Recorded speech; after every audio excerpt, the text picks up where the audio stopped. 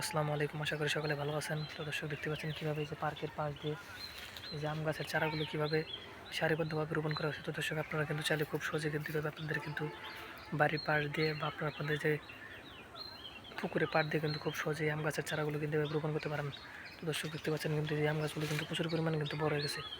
তো দর্শক যে পুরো দেখতে পাচ্ছেন পুরো পার্কের পাশ দিয়ে কিন্তু এভাবে এই আম গাছের চারাগুলো কিন্তু এভাবে চাষ করা হয়েছে। তো দর্শক এই আম গাছগুলো কিন্তু সারা বছরই কিন্তু আপনারা চাইলে কিন্তু চাষ করতে পারবেন। তো দর্শক এই আম গাছগুলো কিন্তু 12 মাসে আম গাছ। তো দর্শক আপনারা কিন্তু চাইলে এই 12 মাসে আম গাছের চারাগুলো কিন্তু আপনারা কিনে এনে কিন্তু খুব সহজেই আপনারা কিন্তু এভাবে আপনাদের বাড়ির পাশ দিয়ে বা আপনাদের পুকুরে পাড় দিয়ে কিন্তু খুব সহজে কিন্তু এই 12 মাসে আম গাছের চারাগুলো কিন্তু এভাবে রোপণ করে খুব সহজে কিন্তু আপনারা এই আম গাছগুলো কিন্তু চাষ করতে পারেন।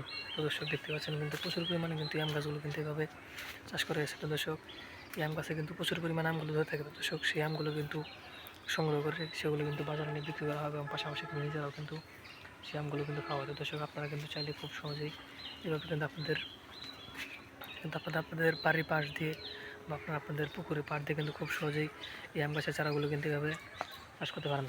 তো দর্শক এই 12 মাসে আম গাছের চারাগুলো চাষ করলে কিন্তু আপনারা প্রচুর পরিমাণে কিন্তু লাভবান হতে পারবেন। আমাদের অনেক ভাইরা কিন্তু তারা কিন্তু এই 12 মাসে আম গাছের চারাগুলো চাষ করে কিন্তু প্রচুর পরিমাণে লাভবান হয়েছে। আপনারা চাইলে খুব সহজেই কিন্তু এভাবে আপনাদের বাড়ির পাশ দিয়ে কিন্তু এই 12 মাসে আম গাছের চারাগুলো চাষ করতে পারেন। তো দর্শক আমাদের ভিডিওটি যদি আপনার একটু ভালো লেগে থাকে তাহলে অবশ্যই চ্যানেলটি সাবস্ক্রাইব করে দেবেন এবং ভিডিওতে একটি লাইক করে দেবেন। ধন্যবাদ সকলকে, সকলে ভালো থাকবেন। আসসালামু আলাইকুম।